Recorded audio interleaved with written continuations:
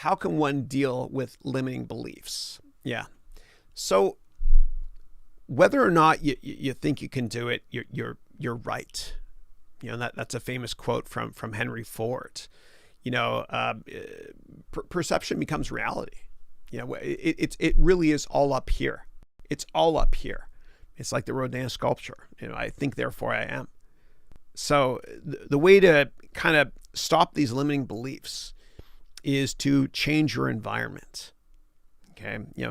If you hang out with people that always bring you down, cut them off. You can move. You're not a tree. You can just eliminate them from your life. If you're more productive and happier, by listening to classical music while you're working, then do it. You set the soundtrack for your life. I do it all the time. I listen to the soundtrack for the movie Interstellar a lot still. I'm not even sick of it. I keep mentioning it over the past couple of years. I love it. It gets me into a trance, a certain zone that I can be productive in. I listen to the Blade Runner soundtrack as well. That kind of helps to change my environment. Or you can listen to soundscapes or just soothing meditation stuff, kind of like the app on your Apple Watch or your Android device called Calm, CALM. Also, I tend to drink coffee when I'm working, and I love it. I just look forward. Sometimes I'll be in bed and I go to bed and I'm like, I can't wait to wake up to have my cup of coffee. So I spoil myself, so to speak, that way as well. But you got to cut off everybody in your life that's negative. No one's forcing you to be around them.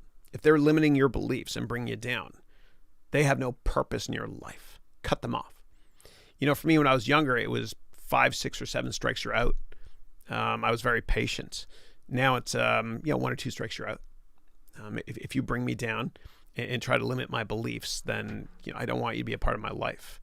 And it's kind of like your parents when you were younger, and your parents said, I don't want you to hang out with that person because she or he can do drugs or whatever it is. And you're like, no, they don't. They did drugs. They did. And your parents were right.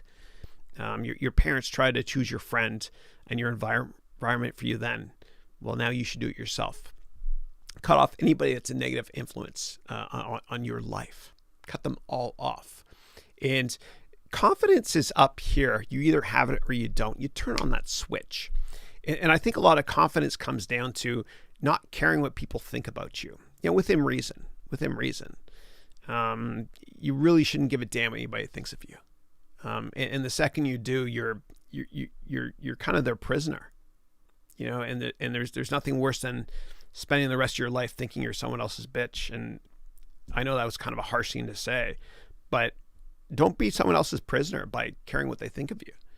And I also, I'm such a positive person, and sometimes I overdo it, whatever.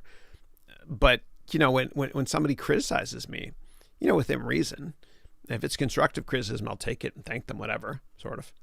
But when somebody criticizes me, and it's unjust, I'll just tell myself this: unjustified criticism is a disguised compliment. I got to say that again. I love that quote. Unjustified criticism is a disguised compliment.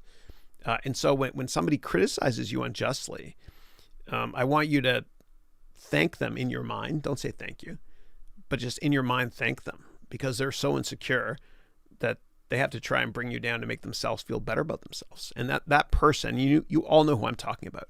That person peaked in high school anyway, right? So you kind of feel sorry for them. But if that person limits your beliefs by saying something negative to you, then just just think that they're so insecure that they're complimenting me. Great, and cut them off too. You're a product of your environment. You don't have to hang out with them. Get rid of them. And the way I feel now, and I'm a bit older now, is that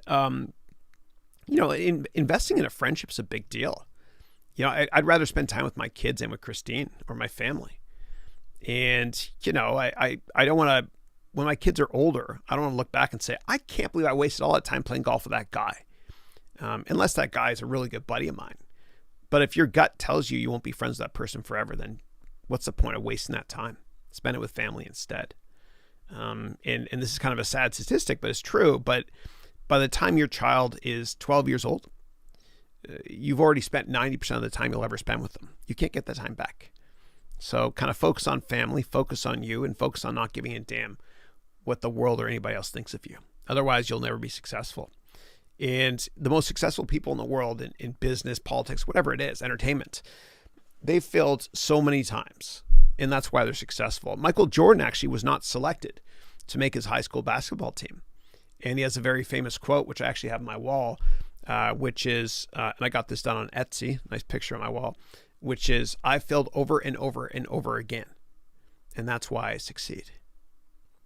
And so limiting beliefs are all up here.